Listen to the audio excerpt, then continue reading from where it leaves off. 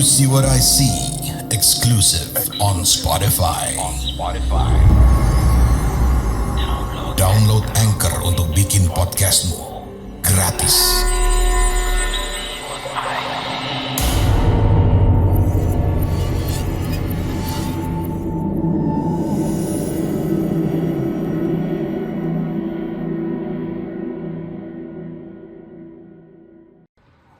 Halo warga desa Sukawedi, kembali lagi bersama saya.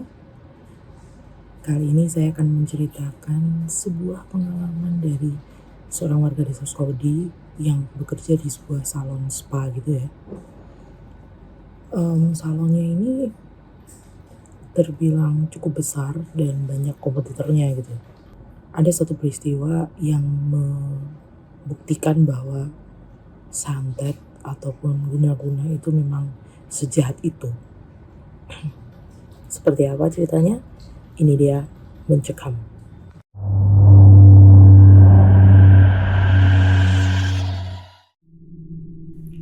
Halo warga desa Sukawedi. Kali ini aku mau cerita tentang rumah spa yang ini dialami langsung oleh warga desa Sukawedi yang mengirimkan ceritanya. Langsung aja. Ada rumah spa dibangun berhadap-hadapan di sekitar tahun 2003. Dan saya bekerja di rumah spa yang berada di sisi kiri. Saya nggak tahu siapa yang lebih dulu berdiri. Rumah spa yang sebelah kanan atau rumah spa yang sebelah kiri. Tapi mendengar cerita-cerita dari teman-teman yang sudah lebih dulu bekerja, katanya rumah spa tempat saya bekerja inilah yang dibangun lebih dulu. Terkadang memang kita melihat persaingan bisnis. Ada aja yang seperti itu. Si pemilik pun merasa tak ada masalah. Sebut saja pemilik rumah spa tempat saya bekerja ini bernama Mbak Jihan. Mbak Jihan ini orangnya baik. Penampilan sehari-harinya pun elegan, sopan, dengan gamis dan hijab panjang. Saya pikir gak ada yang salah dengan rumah serta tempat saya bekerja. Mbak Jihan ini memiliki standar tersendiri untuk mencari karyawan baru. Mereka bahkan diharuskan mengaji ketika di jam kosong. Karena memang spanya ini memang spa yang islami, khusus muslimah. Sangat berbeda ketika saya bekerja di tempat-tempat yang lain. Makan, minum, beristirahat saja itu sangat terburu-buru. Ini malah diwajibkan mengaji ketika jam kosong. Bahkan di setiap hari Senin, rumah spa tutup cepat agar kami bisa setoran mengaji bersama Mbak Jihan. Mbak Jihan ini memiliki seorang anak laki-laki. Waktu itu usianya sekitar 7 tahun. Dengar-dengar dari karyawan lain, Mbak Jihan ini udah sering banget hamil tapi selalu keguguran. Kadang-kadang kalau teman-teman cerita, saya tuh cuma dengerin. Gak berminat untuk tanya-tanya lebih lanjut gitu. Karena ruko di sebelah rumah spa ini milik Mbak Jihan juga sekaligus menjadi tempat tinggalnya.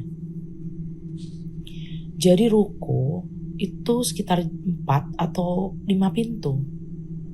Ruko yang paling ujung itu rumah spa.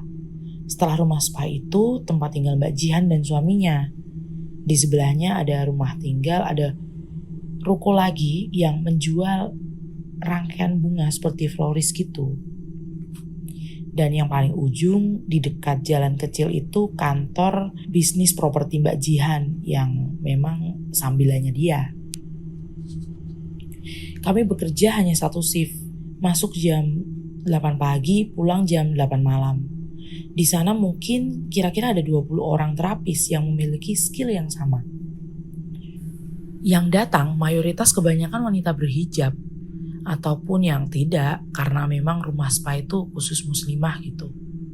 Kebanyakan juga yang datang teman-teman kuliah, teman-teman suami Mbak Jihan, bahkan orang-orang tua teman-temannya bahkan orang tua teman-temannya Mbak Jihan. Rumah spa ini tak pernah sepi. Alhamdulillah di lantai 2 kami ada musola, tempat mengaji dan sholat. Di samping musola itu ada sebuah tempat kecil di mana kami duduk-duduk ketika nggak ada tamu atau lagi belum ada pelanggan. Di seberang kami ada rumah spa yang konsepnya sih seperti muslimah. Rukonya memang lebih besar dan lebih modern desainnya.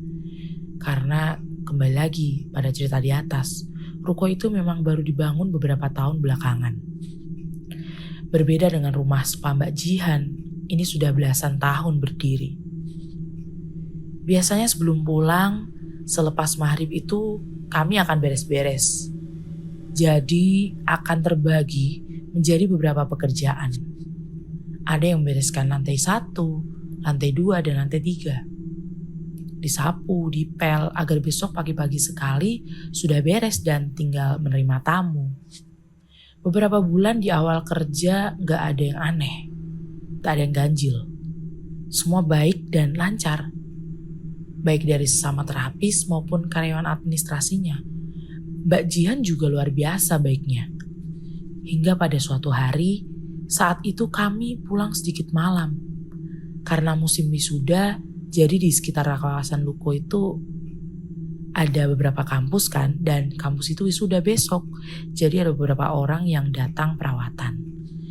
Ada juga yang datang untuk memesan make up untuk besok, sehingga kami cukup kerepotan. Jam 8 malam kami belum pulang. Kalau tidak salah ada sekitar 10 orang yang belum pulang hari itu. Masing-masing lantai dipegang dan dibersihkan 3 orang. Nah, kebetulan saat itu saya sedang ada di lantai 3. Di lantai 3 itu ada tempat gym khusus muslimah, khusus cewek-cewek. Biasanya bersih-bersih kaca, bersih-bersih handuk, vakum karpet, kurang lebih seperti itulah job desk-nya. Kaca itu terbuat dari kaca yang bisa melihat keluar, tapi orang-orang di luar itu tidak bisa melihat ke dalam. Ngerti kan? Saat itu kami melihat dari lantai tempat kami kerja ke arah rumah spa yang ada di seberang. Ada beberapa orang kami gak kenal. Apa mungkin itu pemiliknya ataupun terapis yang sama seperti kami? Orang itu sedang ada di lantai 4 seperti melakukan sesuatu. Awalnya kami pikir mereka cuma sekedar nyanyi-nyanyi di malam hari. Tapi melakukan gerakan-gerakan yang aneh. Karena menggunakan mukena. Mungkin habis sholat isya. Kami pikir awalnya mereka tuh lagi jemur handuk juga. Karena belum sempat ngelepasin mukenanya. Ada 5 orang bergandengan tangan. Di tangan mereka seperti memegang sesuatu. Gak begitu terlihat jelas. Tapi kelimanya bisa terlihat karena neon box yang ada di lantai 4 mereka berdiri saat itu.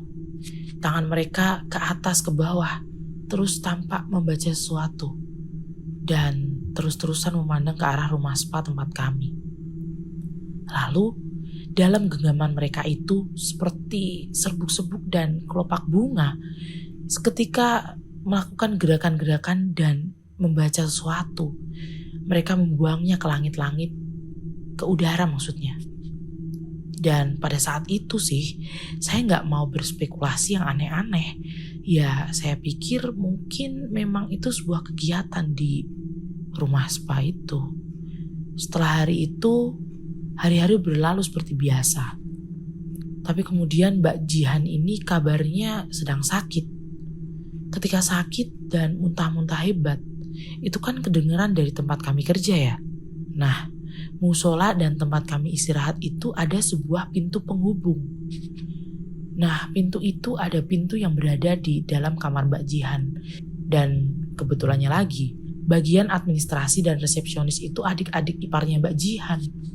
Jadi setelah Mbak Jihan muntah-muntah, mereka langsung ke rumah Mbak Jihan dan pulang membawa kabar. Mungkin bukan bermaksud untuk bergosip, tapi karena khawatir dengan kesehatan Mbak Jihan yang gak biasanya. Mbak Jihan muntah-muntah loh. Muntahnya rambut sama ada darahnya. Ngeri banget, ucap Mbak Jenny. Lalu tiba-tiba salah seorang senior saya yang sudah lebih dulu kerja di situ bilang, kayaknya Mbak Jihan diguna-guna nih, disantet atau apalah bahasanya. Kami ucapkan istighfar sama-sama. Besoknya obrolan itu kembali bersambung. Wajar aja gak sih kalau misalkan Mbak Jihan itu minta kita ngaji atau sholat kalau ada jam kosong? Mungkin Mbak Jihan gak pengen kita kenapa-kenapa. Saya cuma diam mendengar obrolan senior-senior itu. Sorenya, ketika kami sedang beres-beres di lantai 1, kami nemuin rambut yang cukup banyak. Rambut bukan seperti yang bekas dipotong. Memang lantai 1 itu tempat treatment rambut. Seperti potongan rambut, rebonding, smoothing. Tapi gak ada rambut yang sedemikian rupa banyaknya. Ketika dibersihkan, itu selalu terlihat ada lagi dan lagi. Sampai beberapa kali, itu sampai benar-benar histeris dan ketakutan. Kami semua jadi gak berani ngadu ke Mbak Jihan. Karena takut Mbak Jihan jadi khawatir dan makin sakit. Sudah disapu, dimasukkan lagi ke dalam polybag.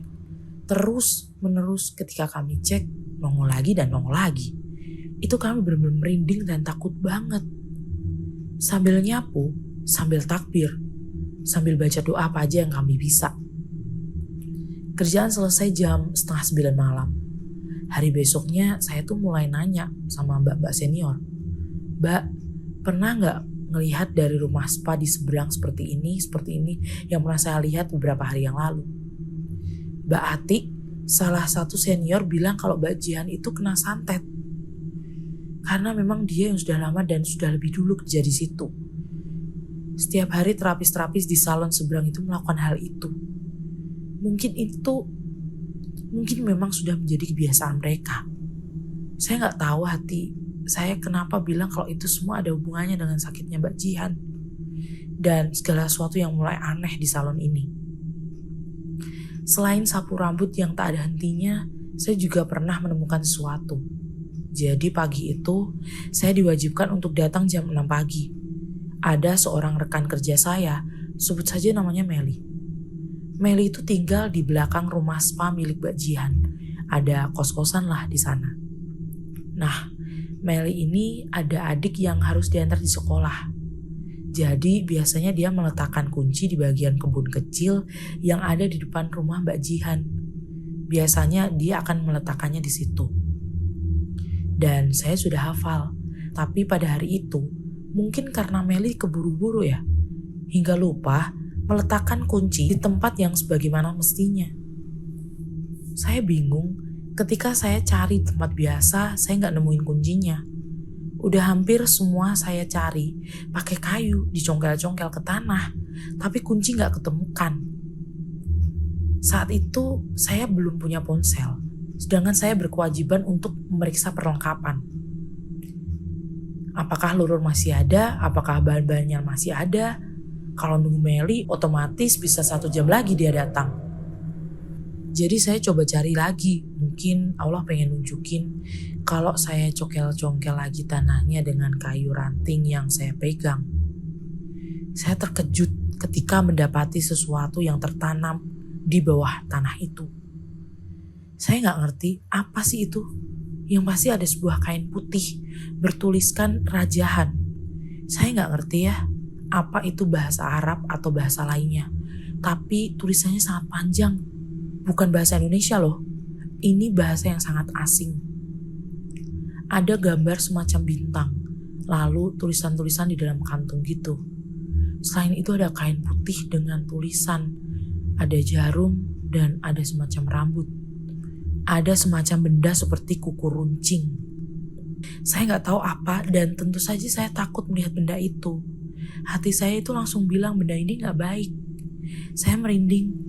Saat itu padahal masih pagi hari. Gak mungkin saya untuk kasih tahu Mbak Jihan. Nah, kebetulan karyawan properti yang ada di ruko paling ujung punya Mbak Jihan itu sudah datang. Sebut saja namanya Mas Saiful. Mas Saiful parkirin motornya. Lalu bingung kan melihat saya sedang ketakutan. Kamu kenapa? Tanya Mas Saiful. Terus saya kasihin kantong itu. Mas Saiful berulang kali mengucap istighfar. Yaudah, biar Mas yang bawa, kata Mas Saiful. Tapi jangan kasih tahu Mas dan Mbak Jihan. Takut beliau kepikiran. Mas Saiful janji nggak kasih tahu Mbak Jihan, tapi mungkin akan kasih tahu suaminya Mbak Jihan, biar beliau menentukan langkah apa yang harus diambil. Saya pun nggak cerita-cerita sama teman-teman yang lain. Nah, singkat cerita, beberapa tahun saya kerja di sana, setiap hari itu pasti ada aja nemuin hal yang aneh. Dan yang paling aneh di antara semuanya adalah perilaku suami Mbak Jihan. Ketika awal-awal kerja, kelihatan banget beliau ini orangnya lemah lembut, santun. Tapi pada suatu hari, semua itu kayak berubah. Beliau jadi temperamental, suka mukul. Padahal setahu kami orangnya tuh bisa dikatakan sholatnya rajin. Pada saat itu juga ia suka mengikuti kajian, tapi tiba-tiba saja berubah seperti itu. Bahkan anaknya Mbak Jihan yang sekarang usianya sudah cukup besar sering dimarahi.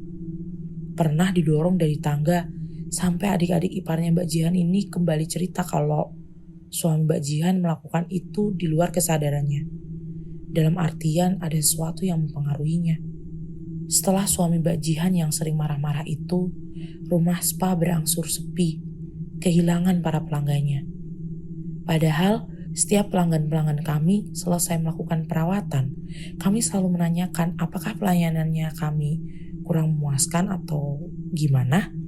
Dan alhamdulillah, setiap pelanggan memberikan bintang 5. Banyak pelanggan pindah ke rumah spa yang ada di seberang. Kami pikir ya mungkin beberapa di antara mereka sedang bosan. Tapi ketika Mbak Jihan ini mengadakan semacam pertemuan dan seminar di sebuah hotel, Mbak Jihan banyak bertemu dengan teman-teman kuliahnya dan menanyakan kenapa mereka sudah lama tidak datang ke rumah milik Mbak Jihan. Jawabannya cukup mengejutkan. Mereka bilang ketika berada di daerah itu, mereka melihat ruko Mbak Jihan ini tutup. Malahan penampilannya itu seperti ruko terbengkalai yang sudah bertahun-tahun tidak dihuni. Padahal kami selalu buka setiap hari, dan itu bukan disampaikan hanya 1 atau 2 orang saja. Jadi setelahnya kami kerap mengadakan pengajian bersama di malam Jumat. Setelah asar kami akan tutup, sholat asar berjamaah dan mengadakan pengajian. Sayangnya saya harus resign karena saat itu saya sedang hamil dan suami saya nggak memperkenankan saya untuk bekerja. Dan saya nggak tahu lagi bagaimana cerita rumah milik Mbak Jihan itu. Terakhir di tahun 2020 awal, saya masih sempat berkeliling melewati tempat itu. Rumah spa masih ada, dan rumah spa yang menjadi kompetitor rumah spa milik Mbak Jihan itu malah sudah tutup. Kamu punya pengalaman horor?